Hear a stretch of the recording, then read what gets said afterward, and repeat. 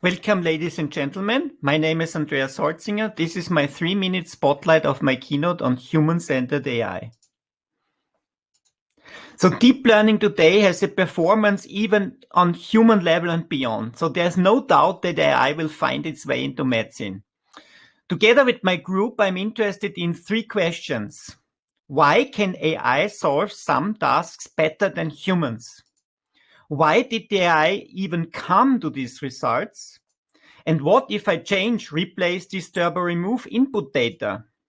So deep learning is a beautiful demonstration for the success of data-intensive AI, but sometimes we do not have these large amounts of data where these automatic algorithms benefit. The problem is in little data, missing ground truth, the discrepancy between empirical evidence and inference, and the missing conceptual understanding. And here, a human in the loop may be beneficial because the human can sometimes, of course not always, but sometimes bring in context understanding, implicit and conceptual knowledge. So we have been inspired by the way pathologists work. They interpret and they explain patterns with certain structures and objects where color, shape, quantity, arrangement, position, and so on play a great role. The cells are smaller and closer together. This is a tumor. So within our Kandinsky patterns experimental environment, we can build such concepts along with the ground truth. For example, true statement. The cells are smaller and closer together. It's a tumor. Or a false statement, here random pattern. Or a counterfactual. What if the cells are slightly bigger? So this enables us to study causality, the art and science of cause and effect, and we introduced causability as a measurable extent to which an explanation, for example, received from an explainable AI, for example, from a heat map, achieves a specified level of causal understanding. And a recent outcome of our research is the system's causability scale to measure the quality of explanations with effectiveness, efficiency, and satisfaction in a specified context of use. And concluding, in medicine, we need something which may be called multimodal explainability because many different factors, data, features, and so on contribute to one single result. So our future goal is to provide human AI interfaces which enable a domain expert to ask questions to the result in order to understand why a machine came up with the result and to ask what-if questions, counterfactuals. So before we begin, just to ensure mutual understanding, AI is on everyone's lips again because of its great success of machine learning, the workhorse of AI.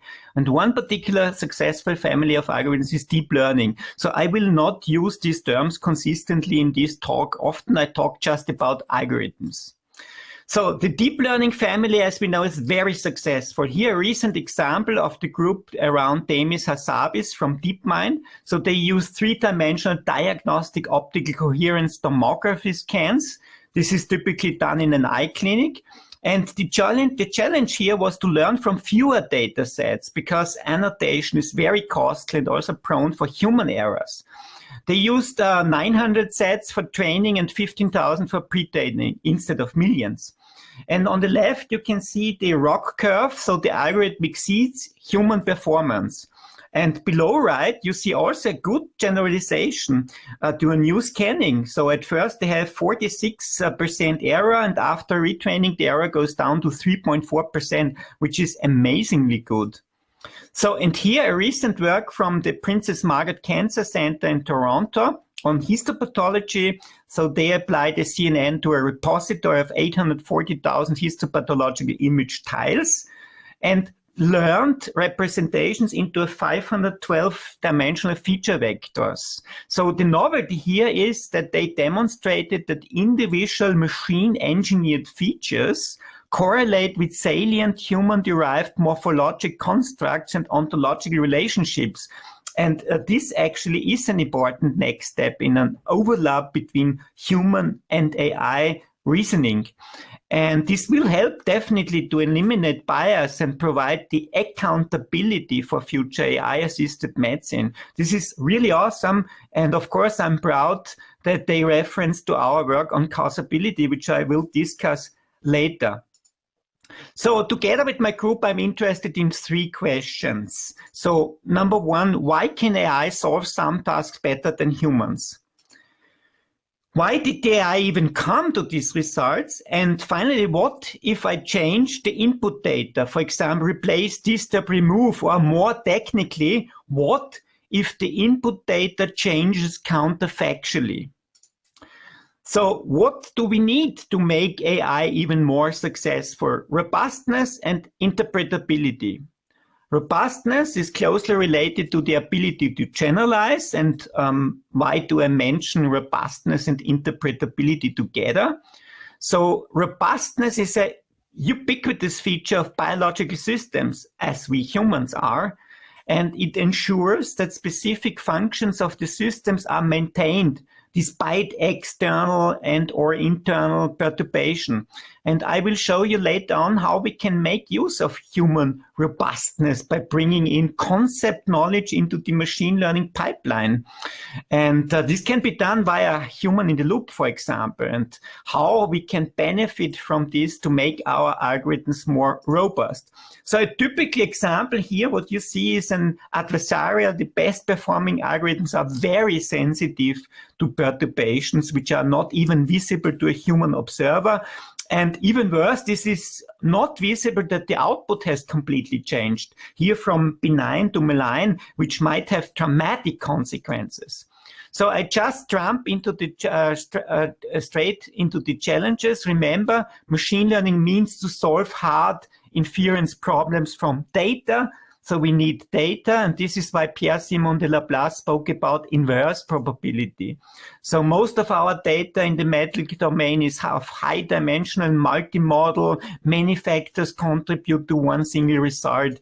The real world is complex. This is non-linear, non-stationary, non-independent, identically distributed. So our algorithms work perfectly well on independent, identically distributed data, but when do we have such data? Or why are so many cool papers done on toy examples with, for example, the MNIST data set? Why? So that brings me to point 3, the quality. We rarely have top quality data sets. So clinical medical data are collected with a remarkable degree of uncertainty, variability, inaccuracy, and so on. And finally, our algorithms work either on a statistical, means correlation-based, or model-free mode. So we have little prior knowledge and often no mechanistic models of the data. So let me sum up here. Maybe a slide from Machine Learning 101, which I show my students at the beginning. Learning from few data is the first challenge. And often we do not have this big data. Then we have to extract knowledge. We have to generalize. Always fight the curse of dimensionality. Here the challenge is in disentangling the underlying explanative factor. That means ultimately to get a causal understanding in the context of an application domain. And yeah, Yoshua Ben-Shir emphasized during his Posner lecture at the NeurIPS 2019 in Vancouver the work of Amos Tversky and Daniel Kahneman as a good example of the current state-of-the-art machine and deep learning. So remember the bestseller, here you can see the bestseller from Daniel Kahneman from 2011, Thinking Fast and Slow. So what did Amos Tversky and Daniel Kahneman do? They set up in 1974 a theory, a central hypothesis about a dichotomy between two modes of cognition.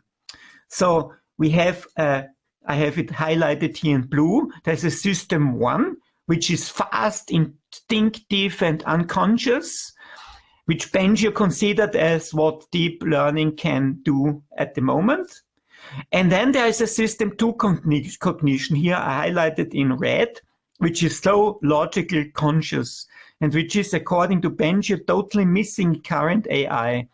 So the assumption is obvious that when we combine both systems to solve certain problems. So yeah, on a side note, I should mention Tversky died in 1996 and Kahneman received for this work the Nobel Prize in 2008. and 2. Okay, back to the great success of deep learning. So this is maybe the most prominent and famous paper. Meanwhile, over 4,000 citations. Maybe while I'm speaking, they get citations. So really awesome work and thought under AI is better than doctors. So what did they do?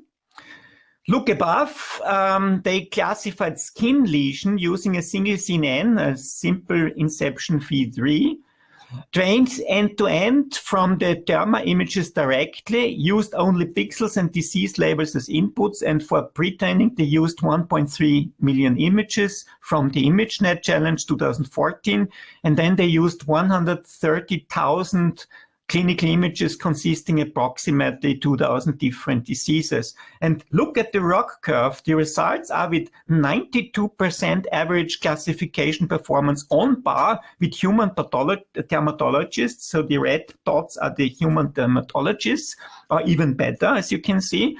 And if you consider that the algorithm does not get tired, this is really an amazing result.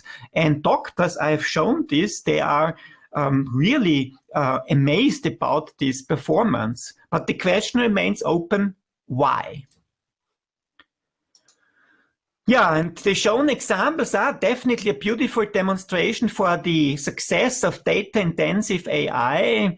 However, sometimes we do not have this large amount of data where automatic algorithms benefit. The big problem is rather in little data and in the missing conceptual understanding. And exactly here, a human in the loop may be beneficial because a human can bring in sometimes context understanding, implicit and conceptual knowledge. And this is back to Kahneman and Tversky, the idea of making use of both system 1 and system 2.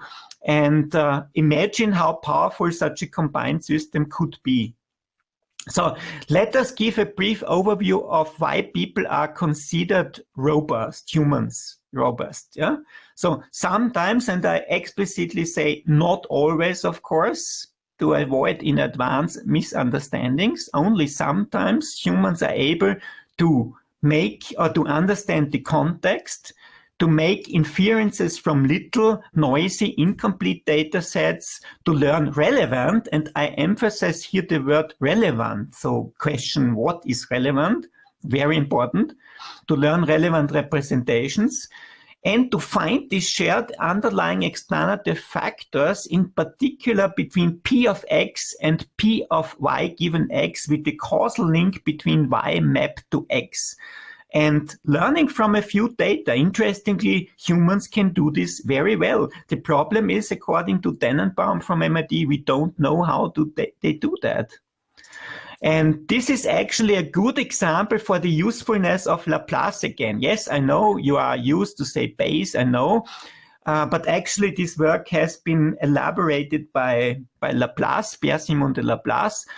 And this is also a good example how close statistical machine learning and cognitive science are.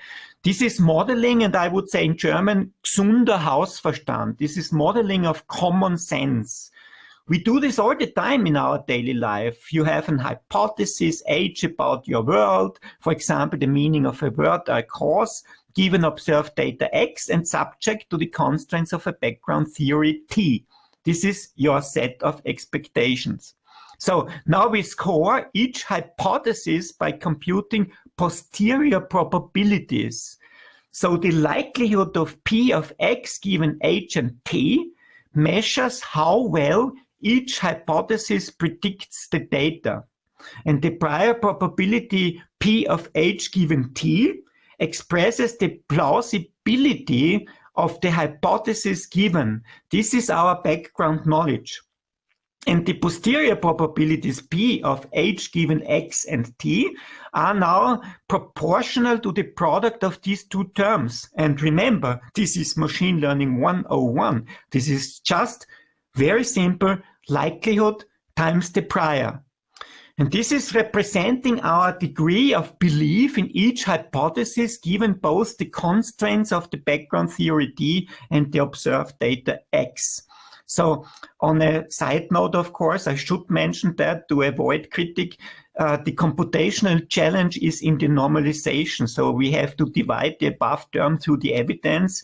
And this is hard because the specification of the hypothesis space, this big H, this can be very many. So the space can be very huge and the probability distributions can be very large. Okay.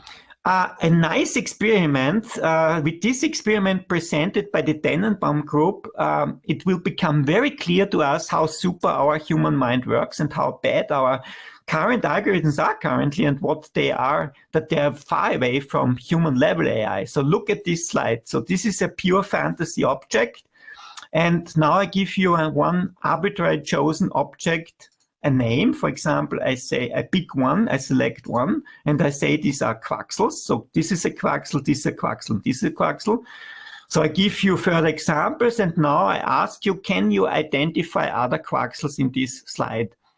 You can do this very easily because in a fraction of a second you have learned and understood the concept of a quaxel, and you generalize now.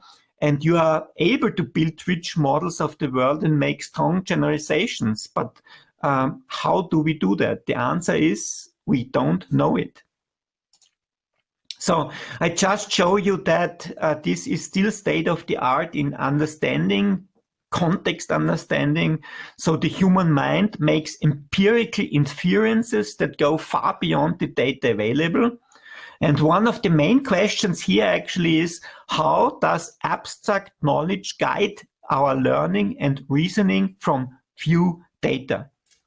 So what forms does our knowledge take across different modalities? And here this multi-model aspect again, and this needs to the necessity of multimodal explainability, because in the medical domain, many factors contribute to a result, to one single result. And if we are interested in the counterfactuals, to ask what happens if you take away an input data, for example.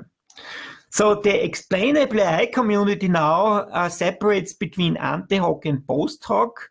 So ante hoc is interpretable by design, so a decision tree or a graph. But this, I have to emphasize, can also be very, very large, so not so easy to understand. But on the other hand, we have these post hoc models. That means we need methods for interpreting so-called black box models. And we have seen such when I presented you the success of deep learning before. So all these were technically black box models. And the XI community developed quite a number of very useful and beautiful techniques. Let us look for some examples. So the simplest method is gradient. You have a multivariate generalization of the derivative. So it's a simple method. Sensitivity analysis, that means to perturb a model and look how robust the system responds. Then the next idea would be decomposition, for example, relevance propagation. So this benefits from the world is compositional. It means to break down the parts into smaller one and more understandable parts and highlight what features contributes to the result. And similar is optimization. For example, there is a range of beautiful methods, for example, Lime and Beta and so on. And this is then deconvolution and guided backpropagation, for example. So deconvolution to make use of reversing the effects. And then, of course, model understanding as a grand goal. Look for human interpretable models, feature visualization, inverting CNN. This brings out, for example, from two functions, a third function, which is the product of both. This is practically the oldest method by Rob Ferguson and Matt Seiler in 2014. Then qualitative testing with concept activation, I will show you later, and network dissection. And one very interesting and very useful, brilliant method is from the TU Berlin, layer-wise relevance propagation, originally pixel-wise pixel-wise relevance propagation, now layer-wise relevance propagation. So how does this work? So if you look here, so the image is converted to feature vector representations. So a classifier is then applied to assign the image to a given category, here a cat, and you know, no machine learning talk without showing a cat. This is the rule. So here this is your cat. And then we compose the classification output f of x into sums of features and pixel relevance scores. And the final relevance visualize the contribution of single pixels in pixel-wise and layers in layer-wise relevance propagation to the prediction. So the input image is processed by the network. So this is the network output f of x, and the output value is back projected layer to layer, resulting into pixel relevance values r of f, as you can see here. And this can be visualized easily by a heat map, as you can see here. And now you can see what contributes to make a cat. Here, obviously, the whiskers and the ears and so on. Okay, a very recent work searches for functional similarities between neural networks and our brains. So what they have in common is that in each layer, the representations become more and more abstract concepts, and these emerge then in the context of learning. So here the deviations are recorded via loss function and are gradually improved by backpropagation. And the gradient is then determined for each individual deviation and adjusted by descending along a gradient vector. So this is stochastic gradient descent. Okay, this is maybe the first practical application from histopathology. I will come back into more detail later on. So very interesting is how human pathologists get their diagnosis. So in the first step, they interpret, explain patterns in the data with certain structures and objects. So a pathologist explains, here the cells are smaller and denser together, so this is a tumor. In the first step, the pathologist describes the image. In the second step, the pathologist interprets his or her description, concluding with a diagnosis. So they work quite similar as Ben Schneiderman always said, overview first, zoom and filter and details on demand back and forth. And the beginner is lost in the enormous amount of information.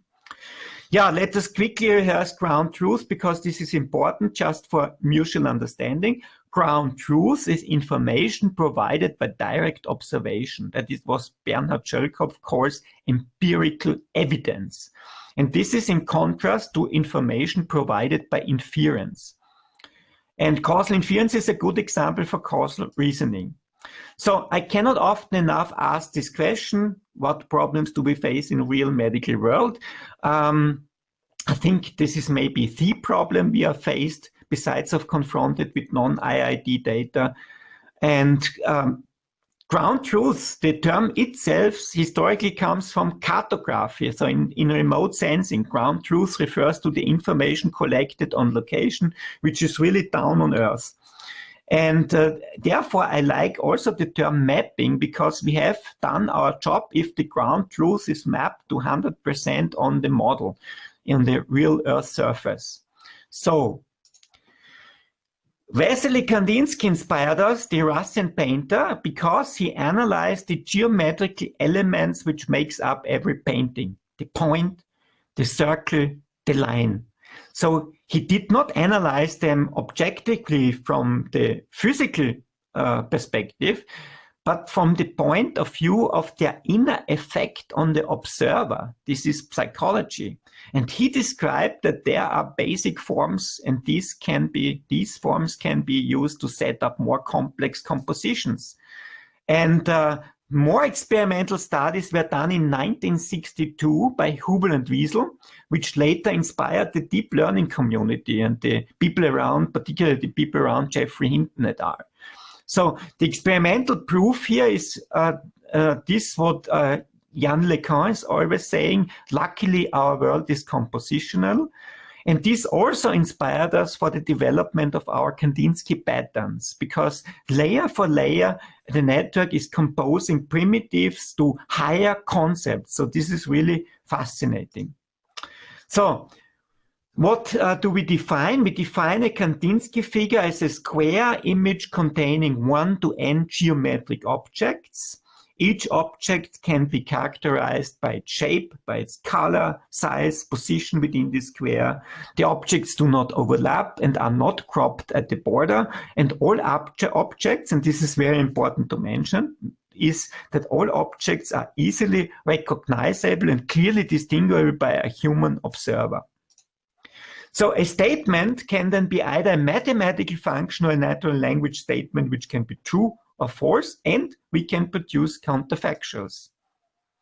So several Kandinsky figures together form a Kandinsky pattern. Here you see a Kandinsky pattern that has two pairs of objects.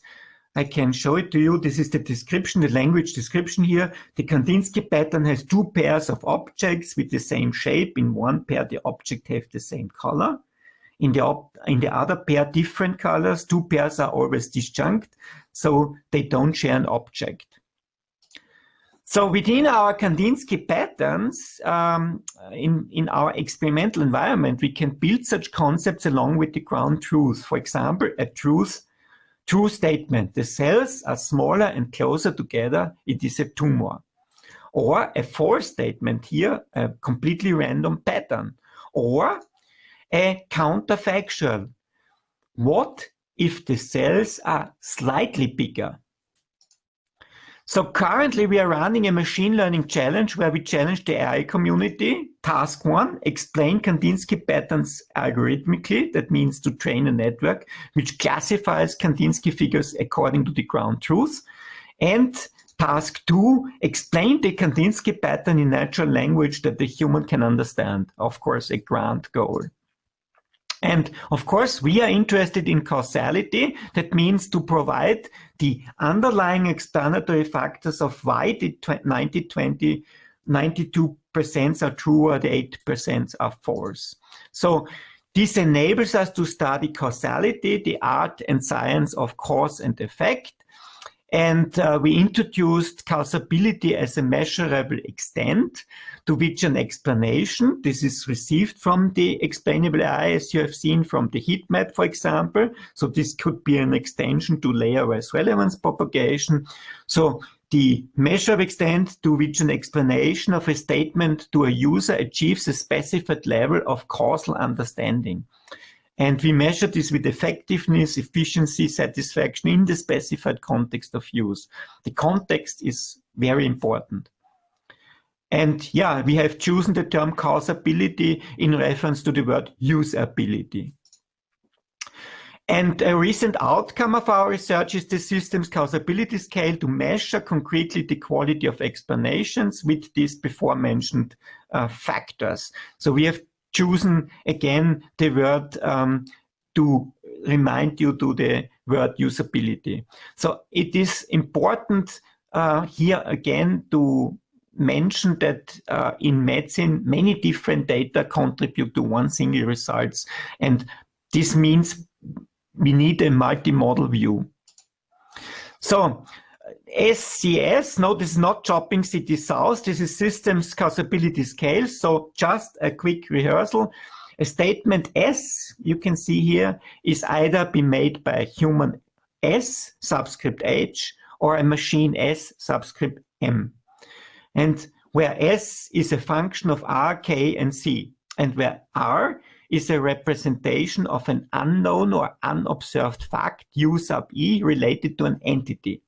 And K is the pre-existing, the previous knowledge, the prior, which is for a machine embedded within an algorithm or made up by a human explicitly or implicitly or via tacit knowledge. Remember, this can also be very implicit. And C is the context for a machine, the technical runtime environment, and for the human, our physical environment where the decision was made. So we call it a pragmatic dimension.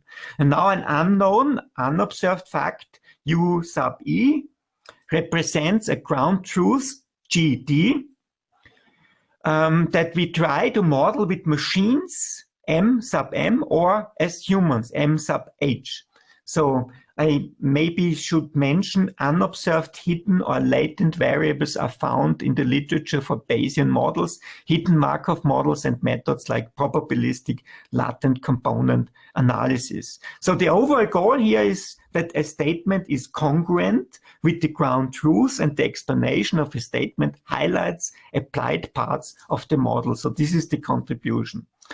And this brings us directly to what, to whom, and how. So what do I have to explain, to whom and how? And what is my take-home message now for you? So the current AI cannot generalize well. So it cannot learn from few examples. It cannot conclude on causal relationships. And therefore, we need robust and interpretable AI to reduce costs and limitations, to get the causal explanations, why and what if. This is to ensure transparency, interpretability of machine decisions. And now I come to the conclusion, because I'm on the end of my time for the keynote. You know, you can talk about everything, but not exceed the time. So in conclusion, what we need in medicine is something which we call, or may be called, multi-model explainability. So our future goal is to provide human AI interfaces which enable domain expert to ask questions to the result in order to understand why the machine came up with a certain result, and to ask what-if questions. These are the counterfactuals, to gain insight into the underlying explanatory factors. For example, how will the result be affected when leaving specific features away? And this is important for medicine, of course, but this can be transferred and generalized to many other disciplines of our daily lives. So thank you for your kind attention, and now I'm open for questions you have. Thank you very much.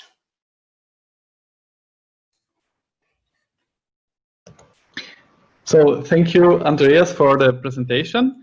And it was a pleasure.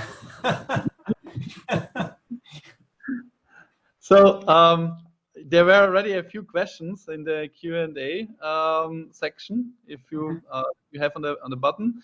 So let's start with Ricky's question, maybe. So he asks how to tackle human bias in human-in-the-loop systems.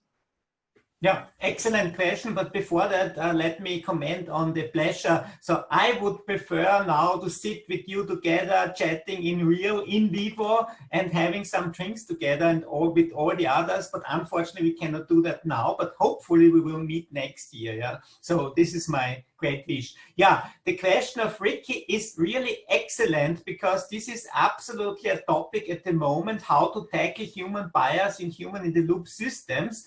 And the answer is that this is really a difficult problem for two reasons. So we know that AI is biased, so that is for sure, but we have a great evidence that the humans are biased. And the answer is in context, exactly what I outlined in my talk, that the context is important. You must know about what is the specific context which you are talking about, for example, in a medical diagnosis. Yeah?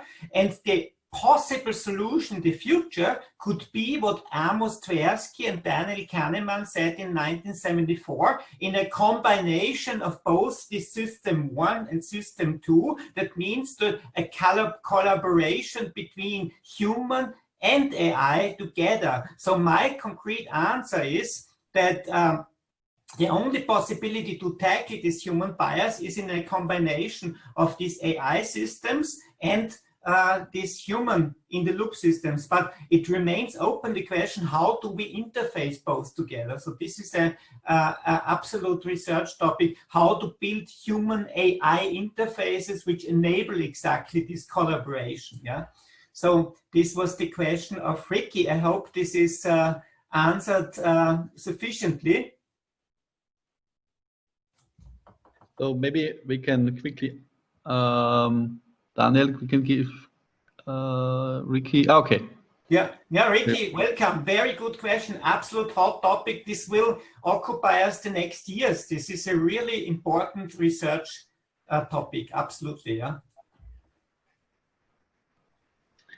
Then, so thank you, Ricky. And then let's go to the question of Tukun Nguyen, I would say. So the question is, can human help AI models dealing with adversarial attacks? Yeah, also an excellent question, and nearly it is more or less the same as with this bias. Yeah, so these adversarial attacks are very tricky because humans cannot see it. So if you remember the salt and pepper noise, no human can detect that the algorithm has been disturbed by this attacks. So again, I would say that you need to go to understand the context and then to try to combine both the system 1, system 2 in order to best possible. But I would argue that there will also be maybe no solution for certain problems. So in the near future, we don't know what is in the far distance future, but at the moment, I would say that this is really a big threat and an own research field in how to deal with these adversarial attacks. Yeah. So my concrete answer to Tuk now is that humans can maybe help, I think, on the medical domain. A medical expert, for example, a special pathologist with a certain experience in a certain domain can maybe help, but it is really very difficult. Okay, yeah, thank you very much for your You're welcome. answer. You're welcome. Thank you for the question. Yes. So thanks. And then we have from an anonymous participant. One remark here, I would kindly ask everybody to write the name so that would make a little bit more sense, so that we can identify, yeah, that you basically know who is asking the question, but let's answer it anyway. So we have, the question asks, the current study is focused on vision tasks. So can you use existing methods to other tasks such as NLP or multimodal tasks? Yeah, absolutely great question from the anonymous viewer. And I think this is a really important question because it exactly addresses what I said in my very last slide, that what is needed in the future is a kind of multimodal explainability, multimodal causability, because the medical domain, again, is a very good example, because you have a result, for example, a diagnosis, and many different factors, many different features and data and modalities contribute to this result. And as the anonymous viewer said correctly, current, let's say, AI or machine learning research is focusing on one modality, for example, on vision or on NLP, or for example, on the omics part, so genomics, proteomics, and so on. And I think the grant, and this is really very difficult, so this is not trivial, to fuse or to see it as a fused combination of those, so that, for example, again, the human pathologist looks at the histopathological image, okay, so you have the image data. At the same time, he has the text data, NLP, from the history, from the patient history, so all the collected documents from the patient history. But at the same time, and this is state of the art at the moment, he looks at the image, has the patient history as text, and has the numbers and figures and things which is you made in standard procedure from genomics, proteomics, transcriptomics, and so on. And now his task, the human task, is to fuse this together. But I agree that we are far away from doing this automatically. Yeah, so absolutely great question. And I would say we could or we can use such existing methods, but it must be done. So I'm not aware of current real world solutions. So maybe it works in part in laboratory settings in this multimodal task, but the anonymous viewer is absolutely correct. At the moment, we focus rather on only vision, image, only text, only genomics, proteomics, or this omics stuff. And the grand goal is then to bring it together. Yes. Yeah, thank you. So we have some more time for questions. So we have to stick a bit to the schedule. So that's great, Andreas. Thanks for your question. So Andreas Teisler is asking, incorporating the user in the training process is one important aspect. What are your thoughts on having the user monitor models in operation? Yeah, so incorporating the user in the training process, what are your thoughts on having the user monitor models in operation? So you mean a kind of a supervisor, yeah, correct? So I'm thinking on a medical doctor, and the medical doctor supervises, for example, a machine, yeah? Andreas, maybe you can comment on that. Andreas Teisler. Hello, good morning. So I just got unmuted. Morning. But now I can't hear you anymore.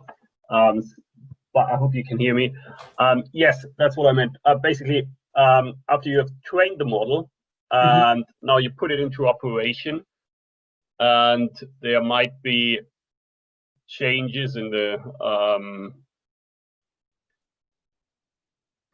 data in terms of concept drift, which we just discussed last week with Georg. So what are your thoughts, or what are common approaches to actually have really the end user monitor the machine learning model?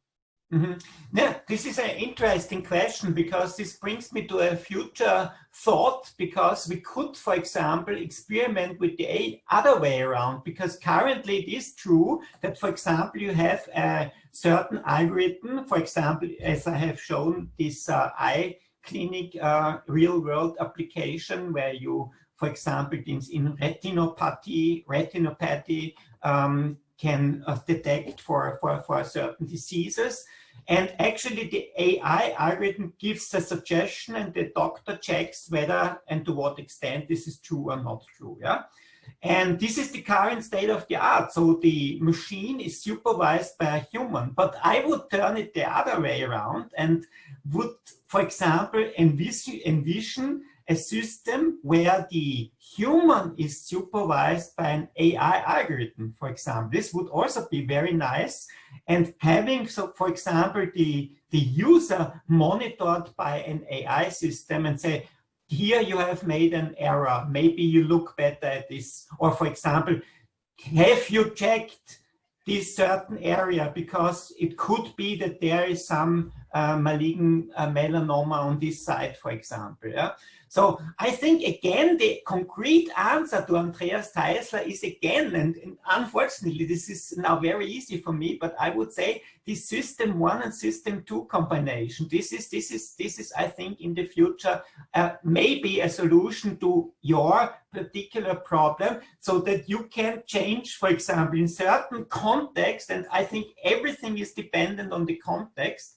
So if we drink beer together, we have a certain context. And if we, for example, now interact online, it's a totally different context. It's different, as a different setting. And I think everything is depending on the context where you want to solve the problem and what is the outcome. So you have always to question what do you want to achieve? And I think both ways would be feasible in a certain context. So I hope, Andreas Teisler, I did answer without too much waffling your question.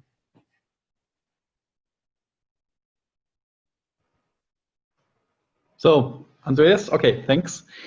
There is a question by IJCNN. So IJCNN is asking, is there still anything we can learn from good old expert systems which have been used with some success in medicine in the past, or did they become obsolete? So yeah. Yeah, this is an absolutely nice question from IJCNN, and yeah, interestingly, the time of Shortlive and co. had much success in these expert systems, but they were focused on very, very small tasks. The problem in real-world medicine is that we have rarely such really clear, focused context, really clear, focused problems to solve. So usually it is in this broader context, and we humans, we are robust enough to, for example, to deal with different aspects in different problems, switching back and forth and so on. And these good old expert systems had a very nice thing. They were explainable by default because they were based on classical AI, where you can trace back and really see which factors contributed to one single output. So I again would say here the answer is very good in trying to combine, for example, these old systems, which I like, by the way, and these new systems, which are, for example, working on a model-free or statistical basis, and which bring astonishingly good results. So I'm impressed by the result of these new systems. But I think that to a certain extent, these good old expert systems did a good job in certain domains, and they are explainable by default and retraceable on demand. So this is really, I would say, at the moment they are a little bit not on vogue. So on vogue at the moment is all this deep learning stuff, which is bringing now up the interesting results. But I think maybe in the future they will come back to a certain extent. So that is my guess, maybe. Thank you, Andreas. So we have another question from Vincent. So I will quickly, Vincent, can you say it yourself? Yes. May you hear me? Yes. The question is to complete the question of Andreas. Imagine that I train AI models, deep learning, something else, and then using run-through, and then I'm going to use this model. I'm confident in these models. But there is a very gradual drift which appears, and then this AI model is going to do some errors, but the errors are very small. And then I use this new decision to train again the AI models. Mm-hmm. How is possible to prevent the human to use this kind of model which is going to do more and more errors in the future? Mm-hmm. So you mean reinforcement learning, or kind of reinforcement learning, a negative reinforcement learning to learn from errors? Is that what you meant, Vincent? Yes, this is a solution. But the question is, more and more people are confident in their models, and they are going to use them without opening the box after to see if these models are going to do errors. And the human is confident, but maybe there is errors in the future. Mm-hmm. Or it's possible to give advice to the human for that. The problem is I didn't quite understand the question, but it was because you have a certain, I don't know if Georg is also hearing that, he has a certain fading in the transmission of the voice. Could you understand correctly, Georg? Yes. Maybe you can. Okay. So, imagine I train a model using run-through, and then I'm confident. Mm-hmm. I'm going to use it. The machine is training a model, yeah? Yes. Yes. And then you use this model. Yeah. But there is a very gradual drift. There's very what? Gradual drift. So a gradual drift. So it's slowly changing. The environment is slowly changing, but only gradually. So you might not notice it. Yeah, I understand. Yeah. The usual way. You don't notice the error. Yeah. It's getting worse. And yes. then the question. And then you update your training data yes, with the past decision. Yes. Therefore, you are going to learn from your errors. You learn from the errors, yeah, and reduce the error consistently. Yes, but it's difficult to detect. So how is it possible to help the human in the loop? Yeah, absolutely. I agree absolutely with because if, for example, what I tell my students always is, if we would know where the error is, we would have a tremendous advantage, for example, because often we do not know where the error comes from. So this is a big problem. So to study the error and then to try to reduce the error and to learn from the error, this is a tremendous effect. But this reminds me on a nice discussion which I had with medical doctors, because I showed them, for example, in a talk, current state of AI methods, yeah, and I said to them, yeah, super is an error of 92%, and I felt ashamed because 92%, we still have 8% error. And then the medical doctor said, this is astonishingly because this is much better than humans do, for example. Human medical doctors do make much more errors than this AI. So, and this again, the answer is in knowing where the error does come from. And if you know this error, of course, and now I understand what you mean, if we feed this back and we try to minimize the error, then it would be an optimal or a best optimal solution. Yes. Yeah, I agree.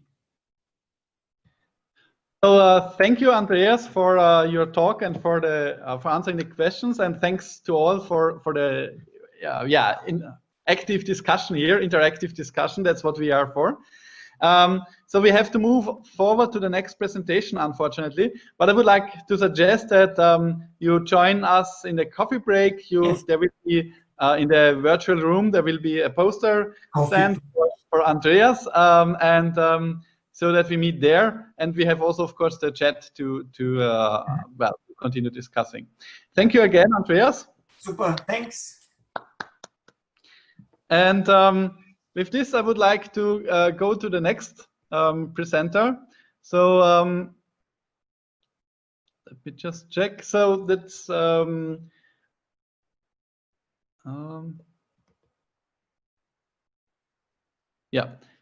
Yiting Shen from National Taiwan University on improving unsupervised domain adaptation representative selection techniques. So again, as before, we would start with watching the video, and then we would like Yiting Shen to take questions and to discuss with us a bit. So Daniel, please start the video. Hi, my name is Yiting Chen from CL Lab, National Taiwan University. Today, I'm glad to present our work improving unsupervised domain adaptation with representative selection techniques. This is joint work with my professor, Shen-Tian Lin. Let's briefly overview our contribution.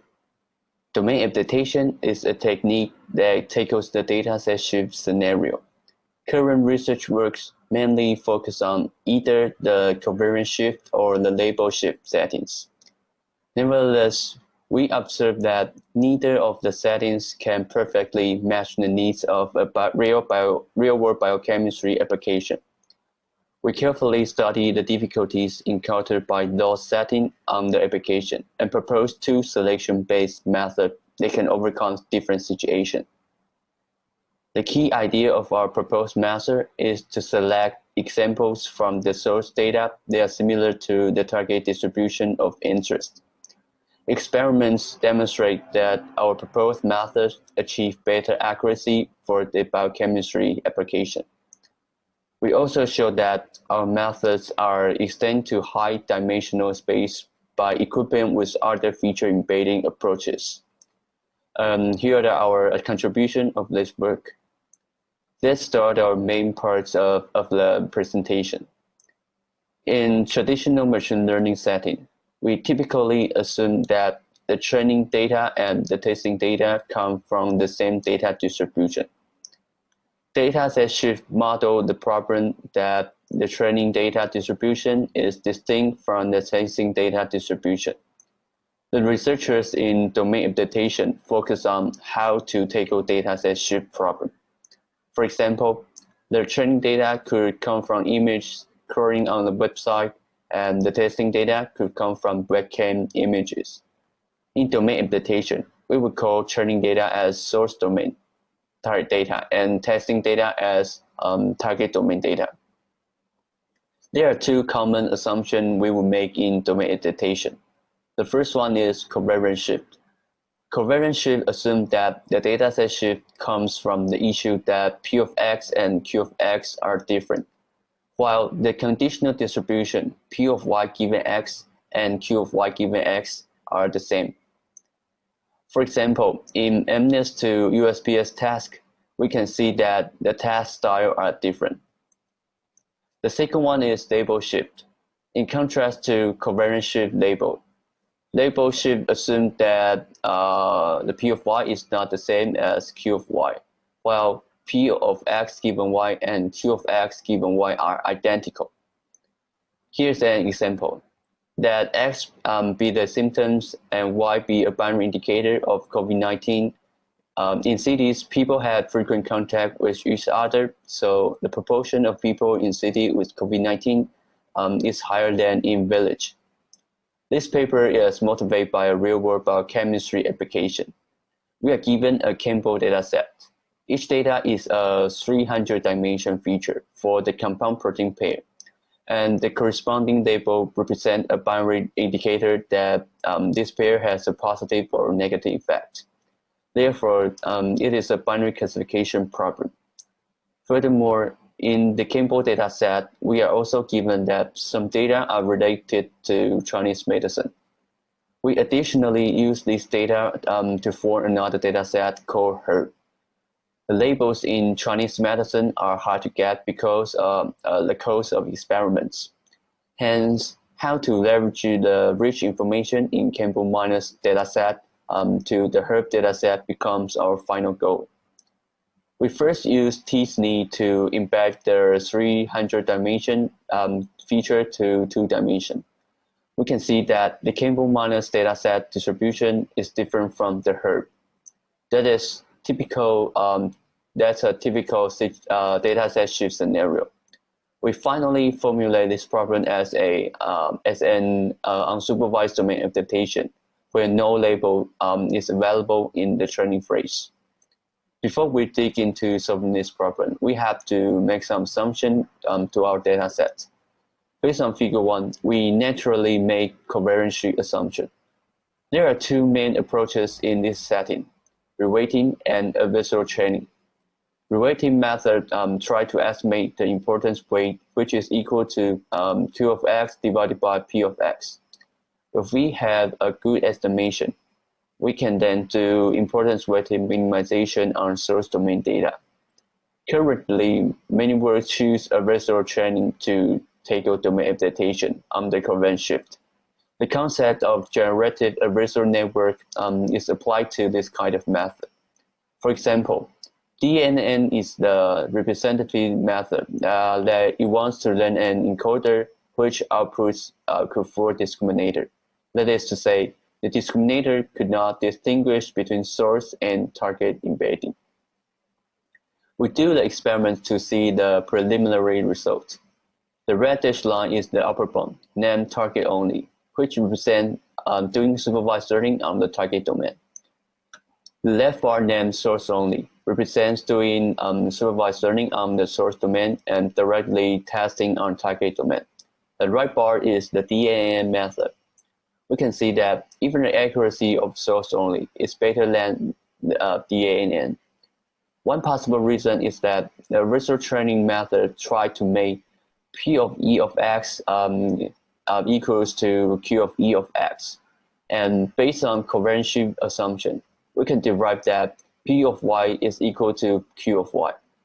We then do the data analysis and find that in this application problem, the label distribution in source and target domain data are different. Therefore, directly use adversarial training method will cause bad accuracy. We then choose to test another setting, label shift. The main approach in label shift is reweighting. This time we estimate the importance weight for label, and after that, we can do importance weighted minimization. Here we choose RLLS method to test. Table 1 shows that the RLLS estimation is inaccurate. After plotting the conditional distribution of source and target domain, we realize that this data set essentially doesn't meet the assumption of label shift. Let's revisit the reversal training method. Here is an illustration in unsupervised domain adaptation. When we use a reversal training method and do not take label shift into consideration, we will get a bad result. How to get better accuracy in this example? If we can select some source data which is close to target data, we can achieve better accuracy by utilizing this data. Here are our naive ideas. If the distance between source and target domain data can represent similarity, that is, share the same label, selection could reduce the label shift impact. More concretely, selecting source domain data which is close to target domain data can improve target task. We call this kind of data representatives. Our final assumption of our method are based on covariance shift assumption. Furthermore, we also make the continuity assumption that points which are close to each other are more likely to share the same label. We propose two selection methods under this assumption. The first one is hard distance-based representative selection, named HACE. The first step is to use k nearest neighbor to select the representative. Then use this representative to train a model. However, if points close to each other do not share the same label or source data is noisy, that is, the continuity assumption fails. In this situation, HS will get a bad accuracy. We then propose the second method, soft distance-based representative selection, to solve the problem. We add a constraint into the objective function. This constraint enforces if one source domain data is close to one target domain data in original feature space, then they must be close to each other in embedding space. We use beta to control the importance of this constraint. Soft distance-based representative selection is abbreviated to SS beta. Let's move on to the experiment part. First, in the real-world biochemistry application, Campbell to Herb dataset, where covariance shift and label shift coexist. We compare our method with others in this table, in table 2. KMM means kernel mean matching, a classic reweighting method. DNN is the representative adversarial training method. FDANN and SDANN are also adversarial training methods. Note that FDANN and SDANN tackle the same problem as us, and their covariance shift and label shift coexist. They relax the original DNN objective function, so they would not perfectly align source and target data distribution. All the beta represents the hyperparameter we can choose in this method. The results showed that our method HACE performs well in this task. KMM is competitive with us. However, K nearest neighbor is a more natural method, and there exists many toolkits that are well optimized. We can see that the research training method got bad accuracy due to destroying the good feature embedding. The next question is, if we now have a feature space that continuity assumption doesn't work like image space, our method could work too. Here we choose two handwritten digit dataset, USPS and MNIST, to do the evaluation. To construct label shift setting, we subsample the target domain dataset to only have a half of classes. 0-4 shift means the target domain only contains class 0 to 4. We also do 5-9 shift and 0-9 no shift. As expected, our method have bad accuracy in digit data set, and SS beta is better than HS by setting proper parameters. However, in MNIST to USPS task, SS beta achieved the best accuracy. A possible reason is that the class 0 to 4 data in MNIST is close to the same class data in USPS, but in most cases, our method still got bad performance. A feasible way to extend our method to high dimensional space is to get feature embedding first. We choose 3 approaches: PCA, extractor, and ImageNet pre-train to get the embeddings, then use our HS method. The table shows that our method can still work if we plug in a proper method to get the feature embedded. We also do a noisy setting in this paper. We add Gaussian noises into each source data, and target data remains the same. The source data, which is close to the target, may be different from the one in the original data set. The experiment showed that SS beta could reduce the noise impact. So, when to use our method? If the continuity assumption holds, for example, source domain data is similar to target domain data, choose HS. If the continuity assumption may fail, like image space, choose SS beta or equip our method with other embedding approaches. We hope our work will give you some insights. Thank you for listening. Thanks.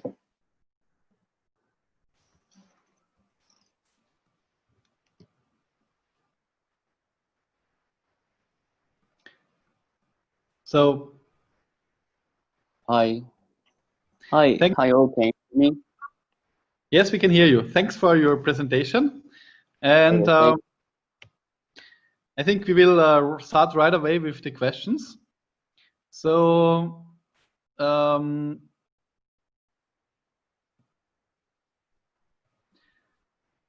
Duk Nguyen has asked, I saw that the performance of target-only case is the highest. What does mean domain adaptation is not, does it mean that domain adaptation is not effective? Oh, hi. Okay. The target only means that we do the supervised learning on the target domain data. So it is the hardest. It is hardest. Yes. So domain adaptation is try to use the source domain data to get generalized to the target domain data. So I think the target only is the best because we do the supervised learning on the target data. Yeah.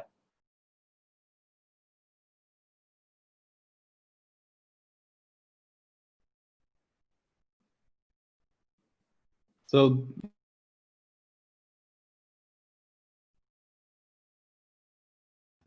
Okay. Thank you. Thank you for asking. Other questions?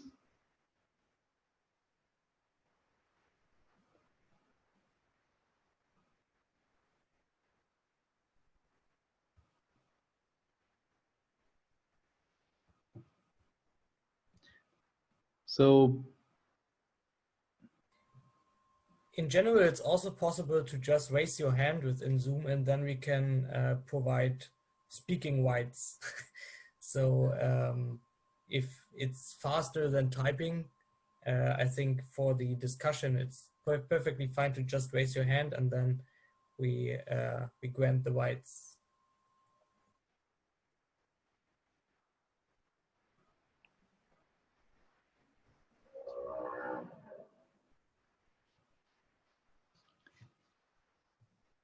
and otherwise, we can also take the questions in the poster session. So probably that's, I would say that's, let's move on.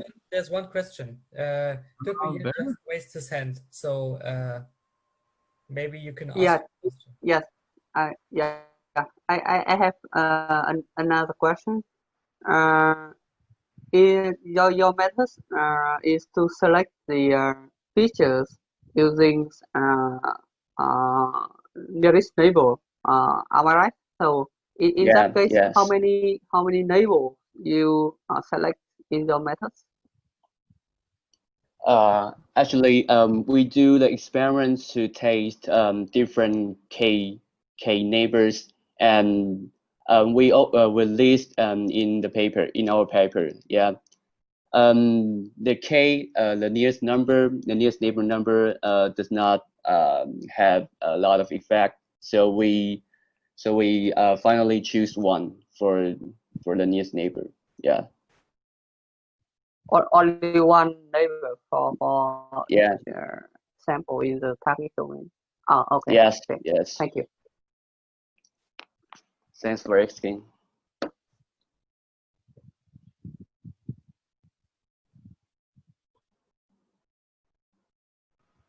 Yeah. So, are there more questions? It seems that for the moment all questions are answered. So then let's thank the speaker again, and then let's move to the next talk. Thank you for. Thank you. Thanks. Thank you. Thank you.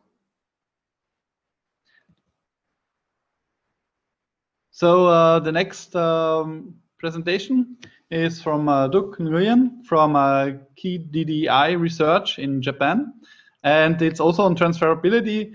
So in this context of recommender systems with deep neural networks.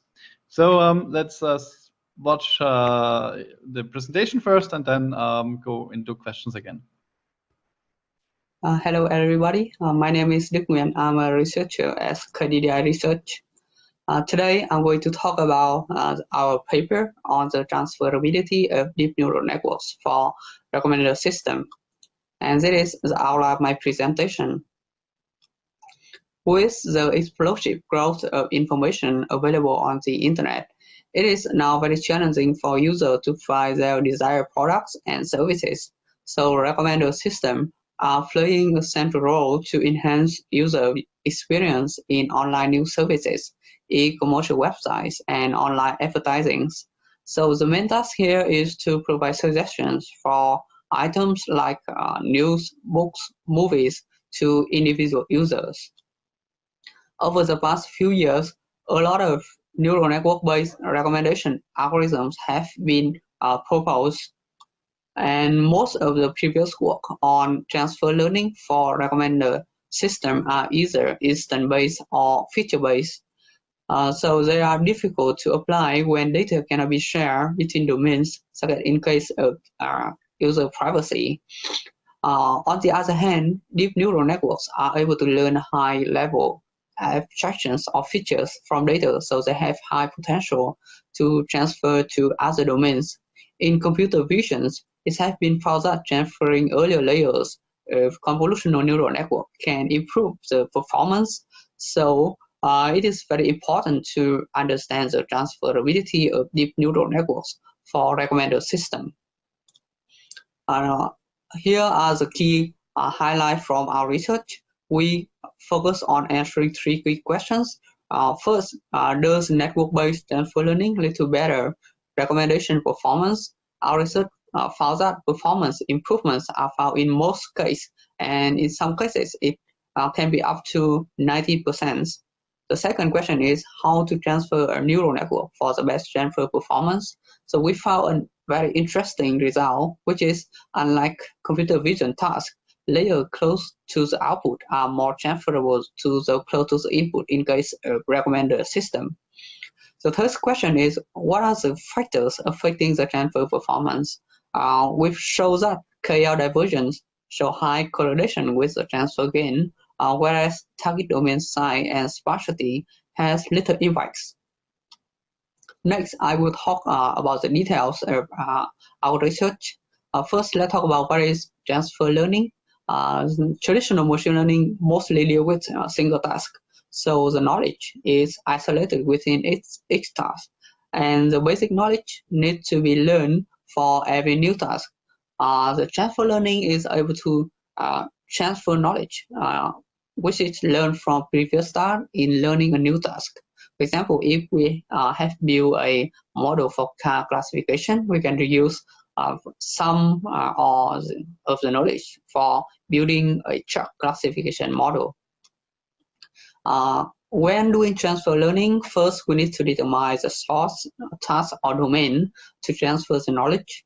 Wrongly chosen the task or domain may lead to negative transfer or performance degradation. Next, given the source domain, we need to determine what knowledge to transfer to the target tasks. There are three types of knowledge: instances, features, and model parameters. The last step is to determine the optimal way to transfer the knowledge. We can do it by directly transfer the knowledge or do some modification and then partly transfer the knowledge. Next, I will talk about the top-end item recommendation task which we consider in our work. Now, let's assume that we have the data about purchase history of user. For example, here we have user 1 has bought item 2, 4, 6, and 7, and so on. So here we want to predict which item individual users are going to buy next.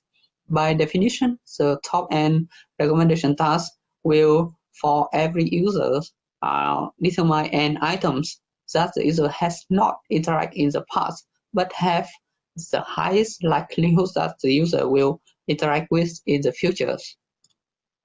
So neural network-based approach to solve this problem will often characterize user and item by embedding vectors. Then the user and item interaction score are modeled by neural networks. In this study, we use a multi-layer perception MLP network, which input is the concatenation of the user and item embedding. The network is trained by minimizing the binary cross-entropy loss function. To transfer the network from the source to the target domain, we make an assumption that the neural networks of the source and target domains should share some parameters. So in the first step, we will decompose the parameter sets into common and domain-specific subsets. Then we transfer the trained common parameters of the source domain to the target domain. In our case, the user and item embedding are domain-specific because we do not assume any prior knowledge to share user or share item. The common parameter here is interaction function parameters. Here we do transfer by layer basis. That means we transfer all parameters of individual layers of the interaction function. Again, I will introduce the three key questions we want to answer in our research. First, does network-based transfer learning lead to better recommendation performance? Second, how to transfer a neural network for the best transfer performance? And third, what are the factors affecting the transfer performance?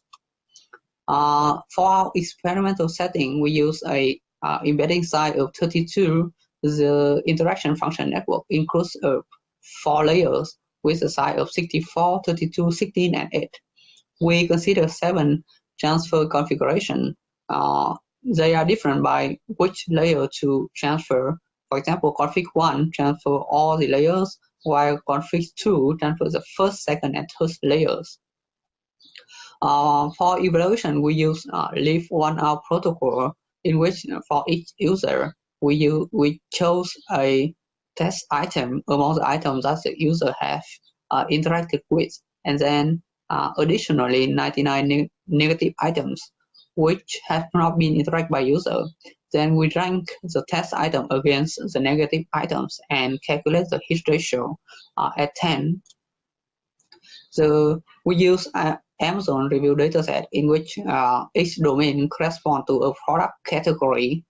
In total, we use 18 domains with 3 source domains of book, movie, and Kindle, and 15 target domains.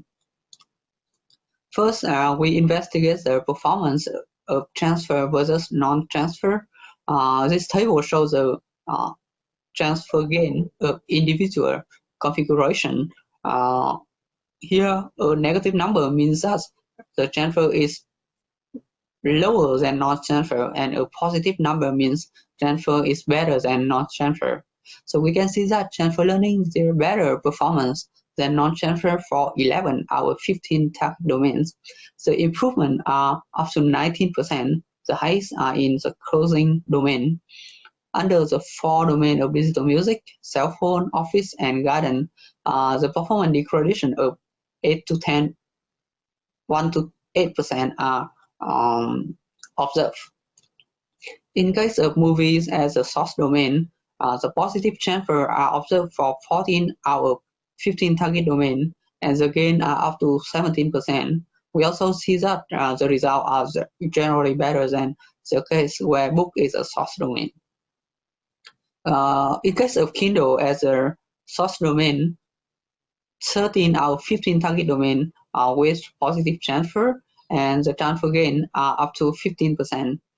In case of negative transfer, the performance is lower than the non-transfer case, but by very low margin of 0.5 to 1%.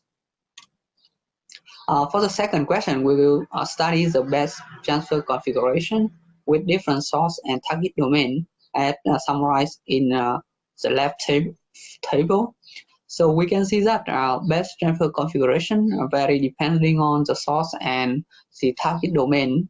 Especially, we can see that config 2 and config 3 are in no case best, and also they always cause negative transfer with a very high margin. Additionally, config 4 there is the highest transfer performance for only one case from book to instrument. So those 3 cases show that the layers close to the input are less transferable to the close to the output. We also found that config 1 performed very well in most cases when transferred from movie domain, and when Kindle is a source domain, config 5 achieves the best results for 10 out of 15 target domains.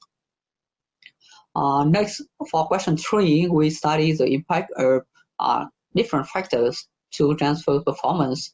In computer visions, it has been shown that the relatedness between source and target domain affects the transfer performance, in which better transfer performance is achieved when source and target domain are close to each other. We want to know, is this still true in recommender system? This figure shows the correlation between the KR divergence and the transfer gain when transferred from the book domain. And we can see that higher KLD result in lower transfer performance. This is somewhat compatible with the computer vision results, because higher KLD means there's more sparsity between the contribution of the source and the target data. The results for Kindle are similar to that book domain, but for the movie as a source domain, we see a very weak correlation between KLD and transfer gains. So next, we study the impact of the size and sparsity of the target domain to the transfer performance.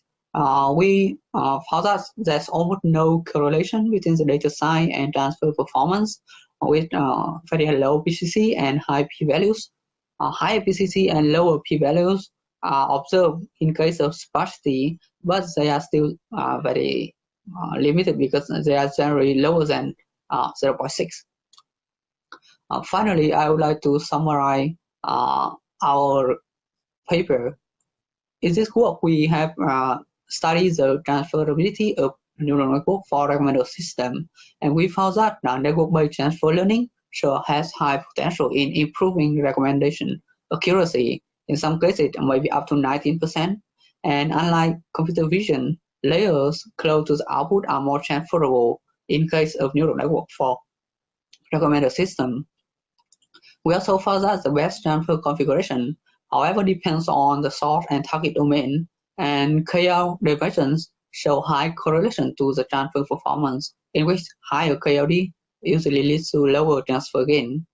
However, we do not see any significant correlation between the size and sparsity of the target domain to the transfer performance. In future works, we will start work to extend our evaluation to other neural networks, and also develop solutions to find optimal transfer configuration given a source and target domain pair. And thank you for the attention.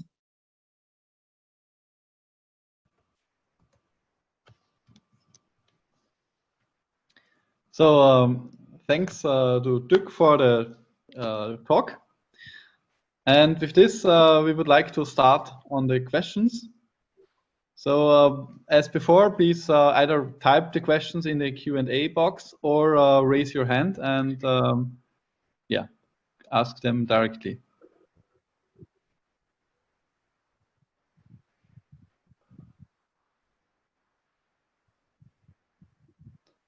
Or I will start with one question.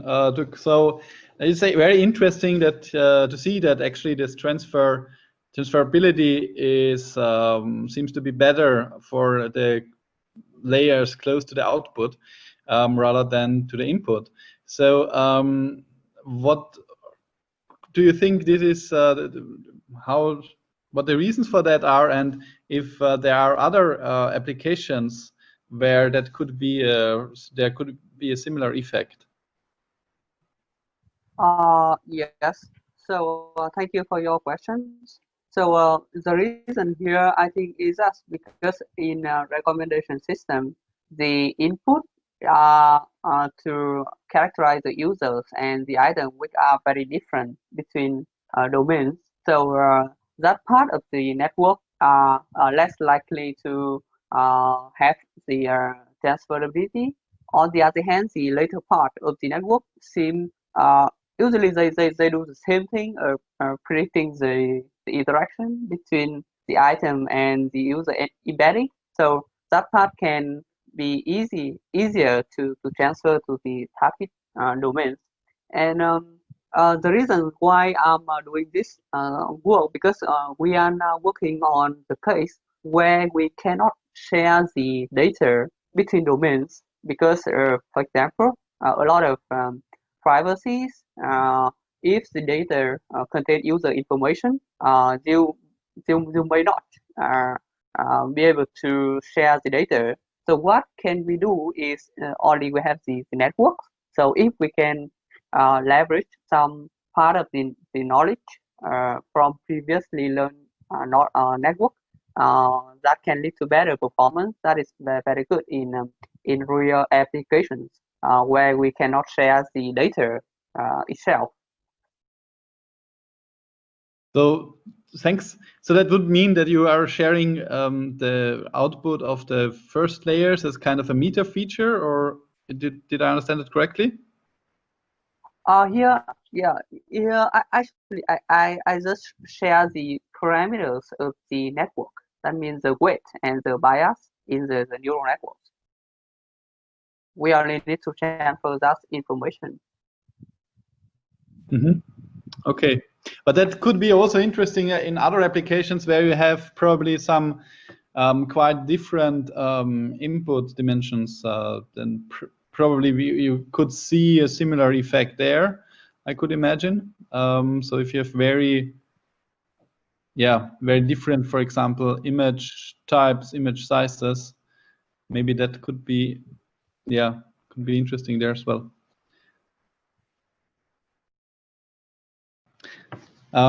So any other questions?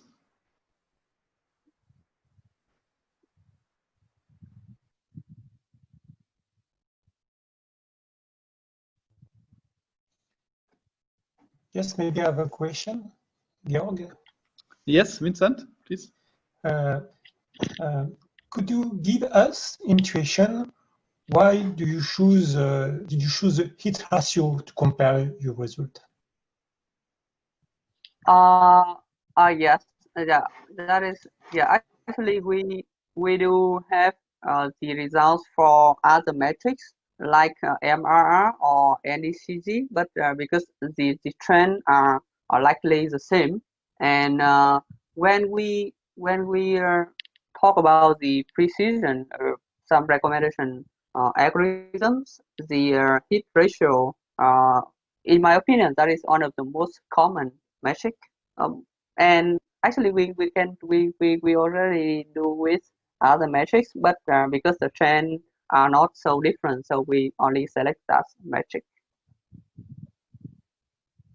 Is that clear? Yeah. Thank you. Okay. Yes. Thank you.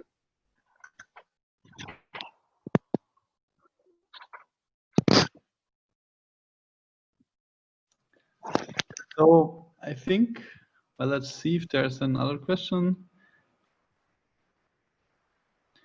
Okay, so I would say let's probably move to the coffee break, and you have the opportunity there to ask questions, further questions.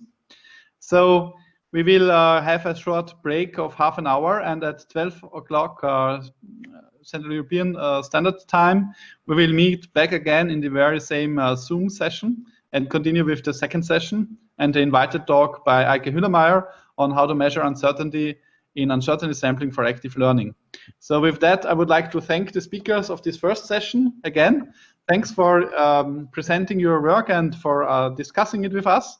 And I would like you all to join now the virtual coffee break. And let me take with you. So Daniel, I will share my screen now.